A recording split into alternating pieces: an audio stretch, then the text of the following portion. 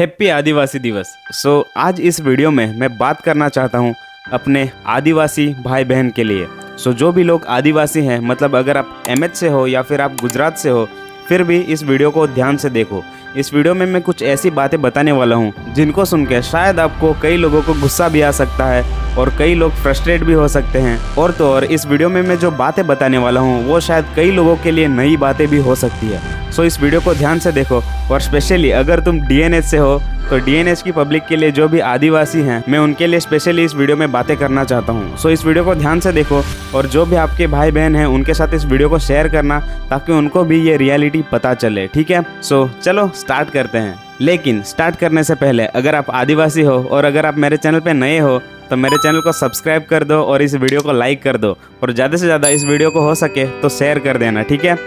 और हाँ, तुम्ही विचार करत हवस काय मी हिंदीमा कसे बोलतो, मी पण एक आदिवासी हूँ, तर मी हिंदीमा यासाठी बोलतो कसे काय माझ्या जो चॅनलचा जो लँग्वेज मी सिलेक्ट करेला आहे ती हिंदी आहे, तर शायद यूट्यूब हिंदी लँग्वेज जास्ती प्रमोट करेल माझ्या चॅनलवर, त्यासाठी मी ही गोट तुम्हाला हिंदीमा सांगतो, ठीक है। तो ये वीडियो में मैं हिंदीमा ज गोट करीन, तो वीडियो लास्ट धर देख जास। तो चलो अभी इस वीडियो में आगे बढ़ते हैं। सबसे पहला पॉइंट मेरा ये है कि आदिवासी हैं कौन। कई सारे लोग अभी आप आदिवासी होंगे लेकिन फिर भी आपको आदिवासी का मतलब नहीं पता होगा या फिर आदिवासी लोग कौन है वो आपको नहीं पता होगा। चलो मैं आपको बताता हूँ कि आदिवासी हैं कौन। आदिवासी वो हैं जिनकी संस्कृति, जिनका कल्चर बहुत ही रिच है। वो अपने कल्चर को बचा के रखते हैं और अपने कल्चर को ऐसे ही आगे बढ़ाते रहते हैं। और वो जंगल के साथ, वो इस पेड़ पौधों के साथ मिलकर इस पृथ्वी में संतुलन बनाते हैं। एक तरह से कहा जाए तो आदिवासी लोग जंगल के रखवाले हैं। और आदिवासी लोग हर्बल मेडिसिन, जंगली औषध बनाने में भी बहुत आगे हैं। इन सब चीजों की वजह से सरकार जो है वो आदिवासी लोगों को प्रोटेक्ट करता है। वो आदिवासी लोगों के लिए स्पेशली कुछ स्कीम्स निकालता है, वो कुछ योजनाएं निकालता है ताकि आदिवासी लोग ऐसे ही हमारे पृथ्वी के साथ संतुलन बना के इस दुनिया को स्थिर रख सके। तो अगर अभी तक आपको आदिवासी का मतलब नहीं पता था तो अभी आपको पता चल गया है कि आदिवासी हैं कौन, आदिवासी की रेस्पॉन्सिबिलिटीज क्या है। लेकिन आदिवासियों की सबसे खास जो बात है जो मैं अभी आपको बताने वाला हूँ, इस पॉइंट पे गौर करना।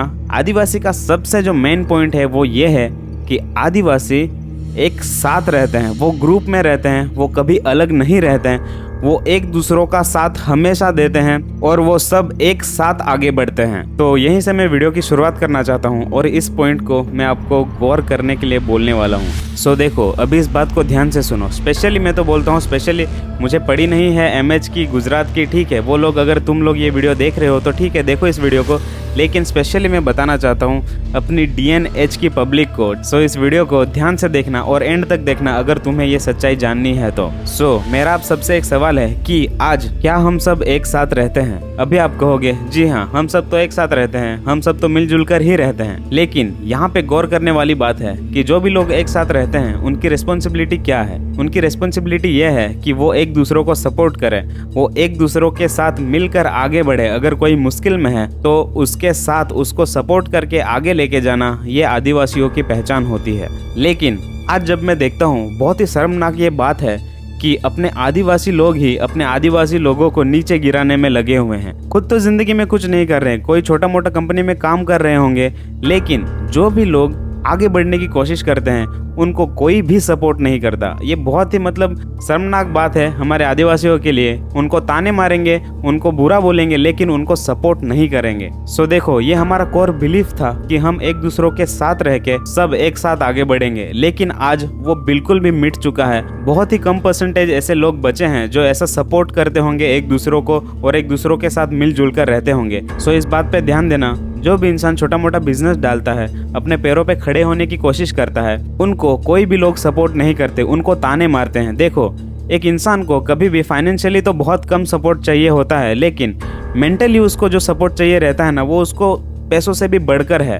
मतलब अगर उसको मेंटली तुम उसकी तारीफ कर रहे हो, मेंटली तुम उसको सजेशन दे रहे हो कि हाँ अगर ये तुम कर रहे हो तो इसमें ऐसा करो या फिर ऐसा करो, वो इंसान बहुत ही खुश रहेगा। उसको पैसों की इतनी ज़रूरत नहीं होती है, लेकिन अगर वो छोटा मोटा कुछ करना चाहता है तो मेंटली कम से कम उसको सपोर्ट करो, क्योंकि बहुत सारे लोगों की कंडीशन अच्छी नहीं है। उसकी वजह से शायद पैसों से तो आप सपोर्ट नहीं कर सकोगे, लेकिन अगर कर सकते हो तो बहुत ही अच्छी बात है। लेकिन कम से कम मेंटली उनको सपोर्ट करो और उनको आगे बढ़ने की हिम्मत दो, हमेशा उनको आगे बढ़ने की हिम्मत दो, ठीक है। पॉइंट नंबर 2, ये पॉइंट भी बहुत ही इंपॉर्टेंट है आपको सुनना, आप इसको सुनो और समझो। मेरा जो पॉइंट नंबर 2 है वो है स्लेवरी, मतलब गुलामी।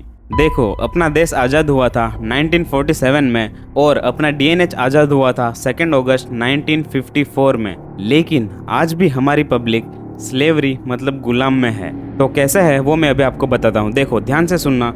जब ब्रिटिश लोग यहाँ पे रूल कर रहे थे तभी उन्होंने एक ही सिस्टम मतलब पूरे इस इंडिया में एक सिस्टम जो निकाला था, वो सिस्टम ये है कि ये जो स्कूल्स वगैरह अभी आप देख रहे हो, ये सिस्टम ब्रिटिश लोग ने निकाला है। वरना हमारे इंडिया में तो गुरुकुल वगैरह हुआ करते थे। स्टूडेंट्स बाहर अपने गुरु के साथ इस नेचर से कनेक्ट होके बहुत सारी चीज़ें सीखते थे।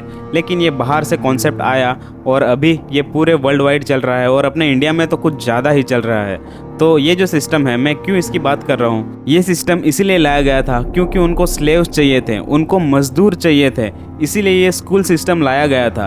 अभी आप बोलोगे कि कैसे? देखो, जब ब्रिटिश लोग थे उन्होंने बहुत सारा डेवलपमेंट किया था इंडिया में और बहुत सारी कंपनियां खोली थी, बहुत ही बड़े बड़े प्रोडक्शंस हुआ करते थे। तो तभी उन प्रोडक्शंस में काम करने के लिए उनके पास मजदूर नहीं थे, बहुत ही कम मजदूर थे। इसकी वजह से उन्होंने ये स्कूल सिस्टम लाया ताकि इस इंडिया के लोग पढ़ लिख कर उनके जो बड़े बड़े कंपनियां हैं, उनकी जो बड़ी बड़ी फैक्ट्रियां हैं, उनमें काम कर सके। सो देखो, ये सिस्टम आया था तब से और अपने डीएनएच में आज भी ये सिस्टम चल रहा है। सब लोग का एक ही एक मकसद है, मैं तो बोलता हूँ कि हाँ, कंपनी में कोई अच्छी कंपनी में जॉब लग जाए तो बहुत ही अच्छी बात है। जितना हो सके उतना पढ़ो, बहुत ही मेहनत करो और एक कंपनी में लग जाओ, वहाँ पे भी किसी के अंडर मेहनत करो। मतलब जो ब्रिटिश लोगों ने रूल बनाया था ना, वो आज भी हमारे लोग फॉलो कर रहे हैं। और इसमें सबसे ज़्यादा एसटी कैटेगरी के लोग, तुम लोग बहुत ज़्यादा फंस रहे हो इसमें। अगर अभी भी आपको यकीन नहीं हो रहा तो आप गूगल पे सर्च करके देख सकते हो, या फिर मैं तो बोलता हूँ गूगल पे भी सर्च करने की ज़रूरत नहीं।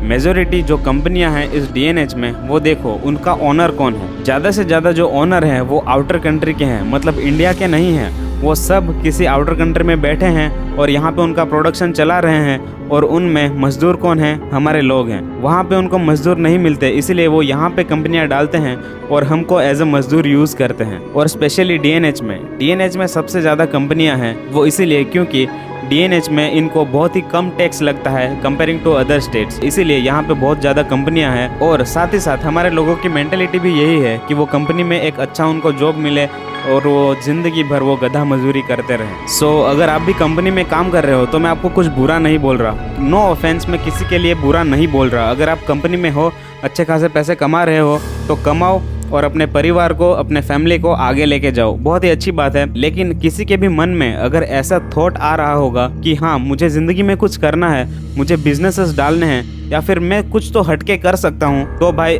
बिल्कुल जाओ, उसके लिए मेहनत करो और वो चीज़ अचीव करने की कोशिश करो। देखो, बहुत सारे लोग, मुझे पता है, एजुकेटेड नहीं है, वो कुछ नहीं कर सकते, उनका दिमाग ही वहाँ तक नहीं चलता कि हम कुछ रिवॉल्यूशन ला सकते हैं, हम कुछ बिजनेसेस डाल सकते हैं या फिर कुछ भी ज़िंदगी में बहुत बड़ा कर सकते हैं। वो उनका माइंडसेट नहीं चलता, वो ये तक नहीं सोच सकते कि मैं ज़िंदगी में बहुत बड़ा कुछ अचीव कर सकता हूँ। उनको ये लगता है कि हाँ, मुझे कंपनी में अगर 10-15 हज़ार की एक जॉब मिल जाए तो बहुत ही अच्छी बात होगी, मेरे पास एक छोटी सी गाड़ी आ जाए, छोटा सा घर आ जाए, बहुत है उनके लिए। मतलब उनका एंड गोल ही वही होता है कि कंपनी में मुझे एक अच्छी सी जॉब लग जाए और जिंदगी भर मैं गधा मजदूरी करते रहूं। ये माइंडसेट बनाया गया है हमारे लोगों का। तो अगर आप काम कर रहे हो तो बहुत ही अच्छी बात है, शायद आपसे वो नहीं हो पाया, आपकी मेंटेलिटी कभी खुल ही नहीं पाई, तो ठीक है, कोई किसी के लिए मैं बुरा नहीं बोल रहा हूँ। लेकिन अगर आप बड़े हो तो आपका लड़का तो होगा ना, या फिर आपका दोस्त हो सकता है, या फिर आपके भाई लोग हो सकते हैं जो कंपनी में काम नहीं कर रहे हैं, या फिर उनके पास क्षमता है बहुत कुछ करने की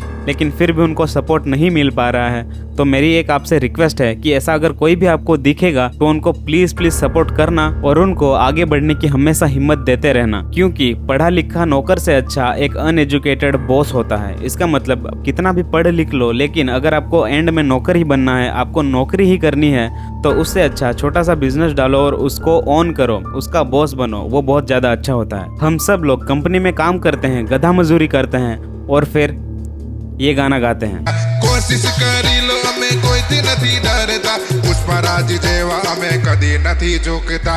एक चाले आदिवासी चाले, एक चाले आदिवासी चाले, एक चाले। नहीं भाई, नहीं चाले आदिवासी। अगर तुम यही करना चाहते हो जिंदगी भर, एक गधा मजदूरी, स्कूल में पढ़ लिख कर अगर आपको कंपनी में ही काम करना है, तो नहीं चाले आदिवासी भाई। ये गाना सुनने का कोई मतलब नहीं। देखो, अभी आ रहा है 9 अगस्त, मतलब आदिवासी दिन। इस दिन में सारे लोग, लड़के लड़कियां, सब लोग स्टोरी रखोगे, एक चाले आदिवासी चाले, ये है वो है, आदिवासियों की सब स्टोरी आप लगाओगे, स्टेटस लगाओगे। क्या करना है आपको ये सब स्टेटस लगा के? कुछ भी फायदा नहीं है। मैं तो बोलता हूँ, देखो मैं बहुत ही सीरियस हो जाता हूँ इस बातों को लेके, लेकिन मैं नॉर्मली आपको बोल रहा हूँ कुछ भी स्टोरी स्टेटस लगा के फायदा नहीं है। अगर आपको सच में ये चीज साबित करनी है कि एक चाल है, आदिवासी चाल है, तो मेहनत करो और ये जो सिस्टम है इस सिस्टम से बाहर निकलो और अपने डीएनएच को रूल करो। अभी आप किसी और के कंट्रोल में हो, बाहर से सारे लोग आ रहे हैं, वो आप पे रूल कर रहे हैं, लेकिन आदिवासी जो है वो सिर्फ माइंडसेट लेके चल रहा है कि एक चाले आदिवासी चाले। नहीं,